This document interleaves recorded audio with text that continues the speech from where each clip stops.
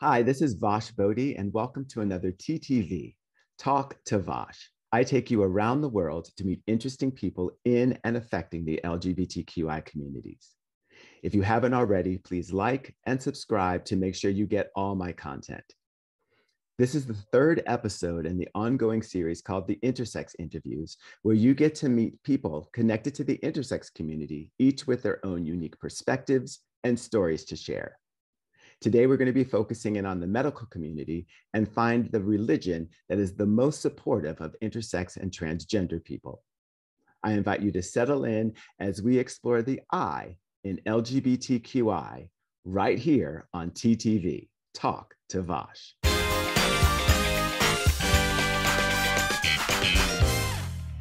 Today, I'm taking you to Pakistan to talk to Sana Yasir. She is a physician, a life coach, and she facilitates Intersex Awareness Seminars. She is also a wife and a mother.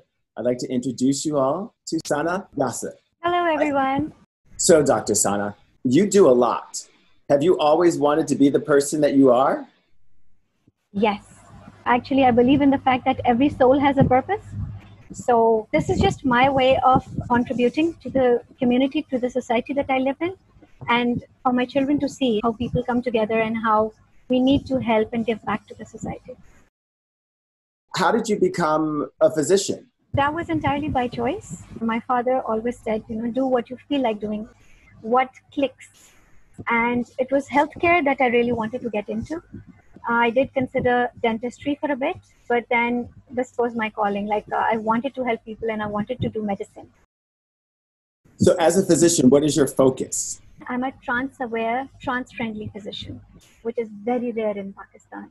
And my office space is a safe space for everyone, be any gender, any sex.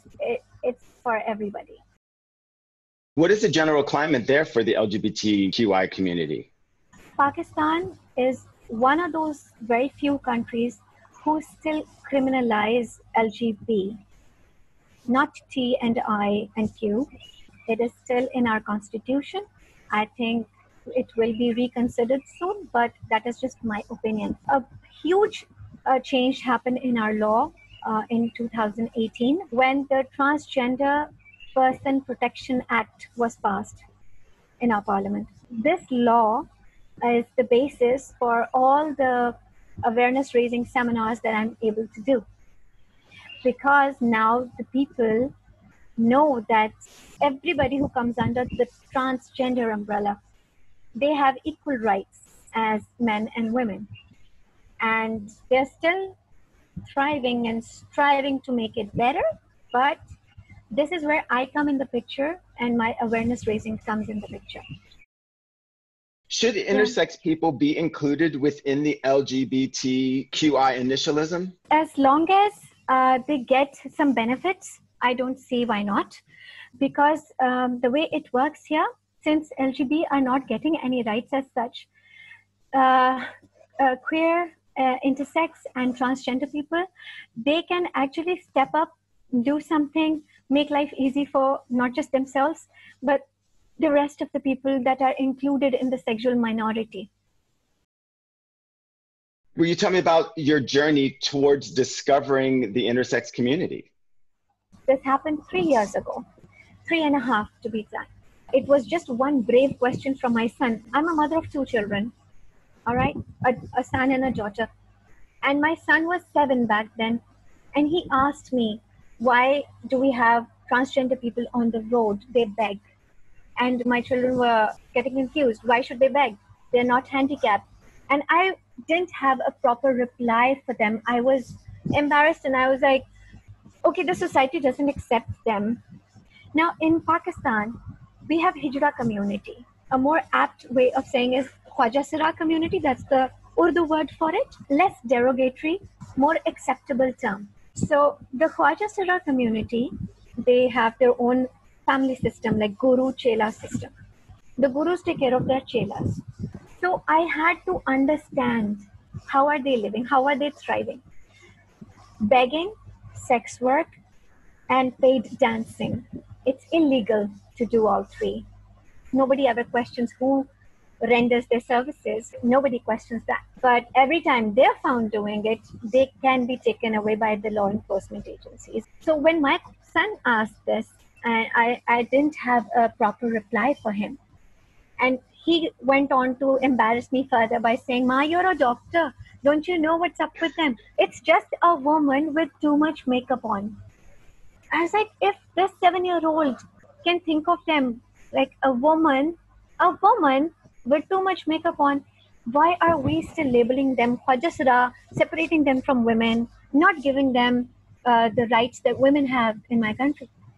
Wash it opened my eyes. I told him I will get back to you in 3 days. I went back to my embryology and anatomy and physiology. I opened up my books again. I found out that in medical curriculum everywhere, gender and sex are not taught separately. We don't have gender studies in our curriculum. So when we're talking about a body, we're talking about whether a certain body has certain body parts. We're not talking about their perceived gender or the experienced gender. That's when my journey actually started as an intersex educator, because I had to educate myself. I became so curious that I started looking up intersex activists and knowing them personally, knowing their struggles, and then relating it with the way our system is. I figured that I had to bridge the gap. I was able to talk to my family. I live in a joint system. I have 10 family members living with me. So I had to talk to them that this is what I feel my calling is. First, I had to sit them down and make them understand the difference between intersex and transgender. First the family, then the rest of the world, yeah? And they could see the passion in me that I am going to do this. You know, I am going to stand up and I'm going to tell the whole world, it doesn't matter who you are, everybody is different and unique. That's really beautiful. And what an amazing kid you have. Oh, yeah. You know, one sentence from him. He said, Ma, we are the society. We have to accept them. We need to know how to. He even helped me in the very first seminar that I did. There was a joint doctors conference and I went there with family, my husband, my father-in-law and mother-in-law, and my kids. And my son helped me give out the feedback forms. And everybody was astonished, like, okay, the whole family is helping her. How does this happen? You know, it's unheard of.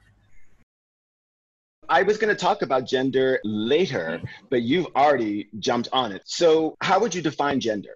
For me, it's the perception of who I am, or the perception of who you are in terms of masculinity and femininity. I see it as a spectrum. It's not a box that you're in.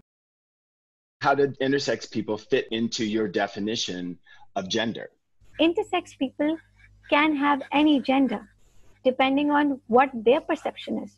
So an intersex person could say, I'm a man, I'm a woman, I'm a non-binary person, or I'm agender. It is their right to say. So this is one thing that Pakistan is way ahead of when compared to the rest of the world, that we have the law that says you can self-identify. How would you define what it means to be an intersex person?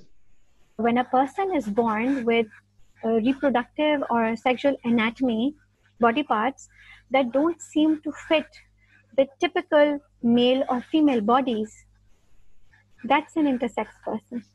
Usually, I look into what chromosome combinations they have, what kind of hormone balance they have. They will always have a reason to be born intersex. In biology books, we get to learn that XX is female and XY is male, but we're never told that there are more combinations that thrive and live healthy lives. Like, for instance, XXY. So the Y gives you certain body parts that are known to be male body parts, but the extra X gives you extra estrogen, which is known to be the female hormone. The birth announcement is of a male. The child grows up like a male child. Later, because of the extra X, they have more estrogen than the testosterone. So they can develop breasts. They may or may not experience a different gender. So by 12, 13 years of age, they will get to know, oh, something is wrong with the child. Now, wrong is not exactly wrong. They were not aware. That's when they actually go to the doctor first time. If the doctor is not aware how many intersex conditions are there, they would either refer them to an endocrinologist or a hormone specialist.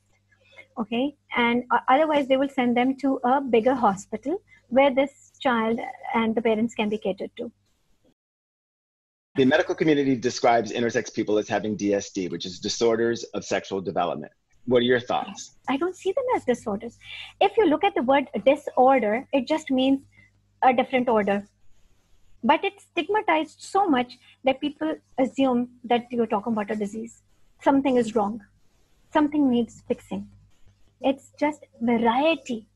You know, you would not say a red rose is the only rose that should be around. There are so many other colored roses. Do you know there are 23 chromosome pairs on an average that a baby gets from the parents? But then there are other babies who don't get that average. You know, so we have to look at the entire spectrum, not just the average. People use the words normal and abnormal. I discourage it. Now, when I talk to people, I tell them, please start using common and uncommon. Every time you hear the word abnormal, you're like worried. You're like, oh my God, what happened? Now what do I do? You know, if you say these are some common intersex conditions, does it look like I'm talking about diseases?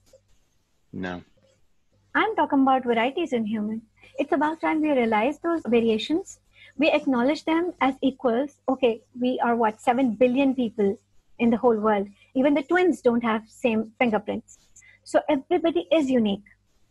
And the beauty lies in this uniqueness. See, you don't necessarily have to see a medical label as a disease. It is there for learning purpose.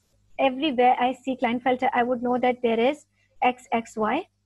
These are the features that the child will have. These are the things that will happen at puberty. So this is for me to be able to learn and render my services to you. If I don't have a nomenclature, if I don't have these labels, how will I study them? How will I learn them? How will I memorize what goes on with them?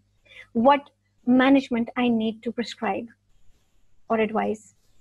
So I need to say this out loud, Vash, that the medical community is not out there to hurt people. They don't have any vengeance. They're not out there to disrupt a happy, healthy child.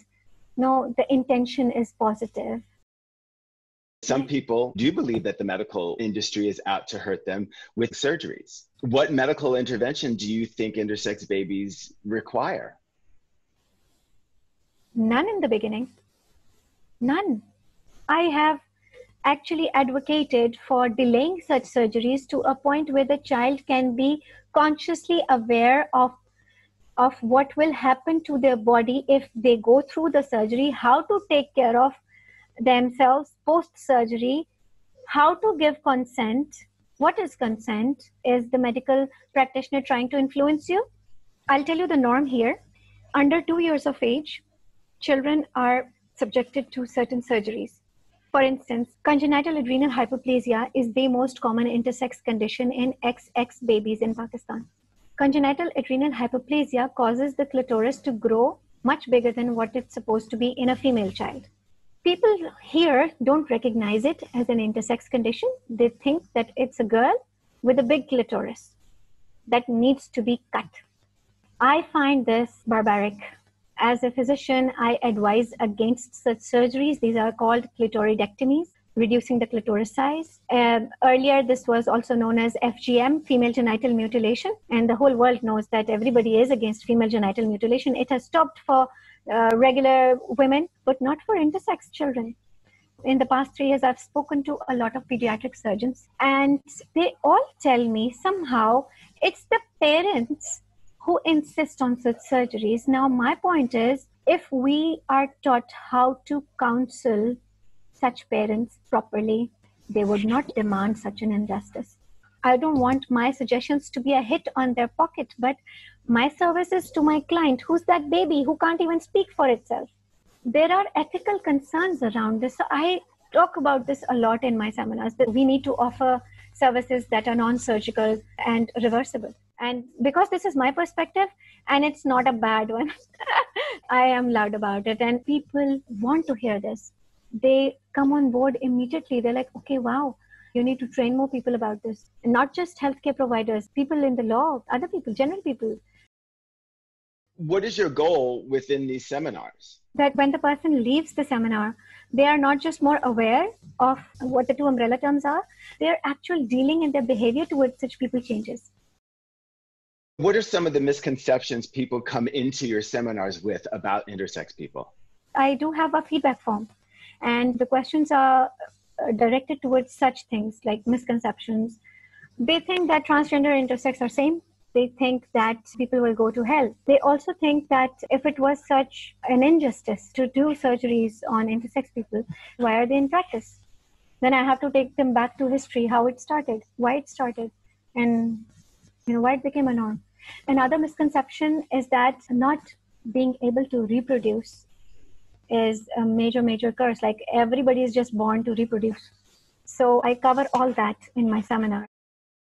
What is something that is really surprising that happened at one of your seminars? So there was this very senior gynecologist at a big hospital in Islamabad. I was hired by an NGO to sensitize some doctors there. Once I was done, before she filled my feedback form, she stood up and clapped for me. And she said, I am amazed at the way you have put this across, that we need to change the way we announce births. How do we announce births? You look at what's between the legs and you just say, oh, wow, congratulations, you have a boy. Oh, wow, congratulations, you have a girl. You have no idea about the gender. All you see is the body parts. And you're not all about the body parts. We're not. There's so much more to us. What's one of your favorite memories from one of your seminars?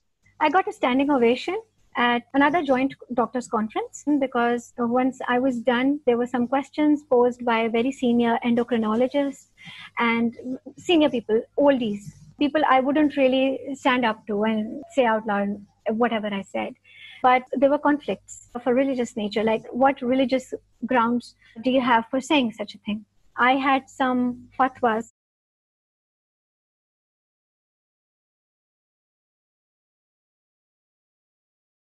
With a fatwa, you can actually do a certain action or commit something based on that fatwa. So I luckily had the fatwas with me back from 1988 and 1999, which actually say that Islam allows aligning your perceived gender with the body parts. And I could not find any other religion saying such a thing. So I found my religion to be the most tolerant in such matters. And once I said this gentleman wanted to see. I actually showed them the fatwas and they were very impressed. They were like, okay, she's done her homework really nicely. So after he was satisfied, everybody just got up and clapped. That was one of those memories that I really relive again and again. Dr. Sun, you're really amazing. How did people get in touch with you? I run the page Leap for Intersex and Trans on Facebook. And the Instagram handle is at Leap for Intersex. And they can reach me there. Social media has made life very easy. Zoom has made life very easy. And I would love for people to come forth and get in touch with me. If they think their medical community, no matter wherever in the world, I would love to educate them and show them the lens of tolerance that I use. If the medical community knows how the body works, there will be more research. That is how we can make the system better. Thank you so much for talking to me. I'm so glad that we did this.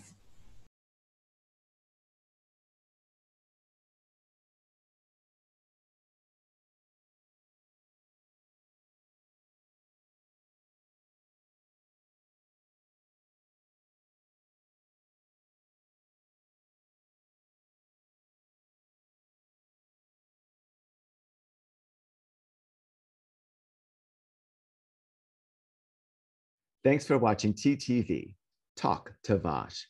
My special guest has been Dr. Sana Yasir, facilitator of Intersex Awareness Seminars and trans and intersex-friendly physician.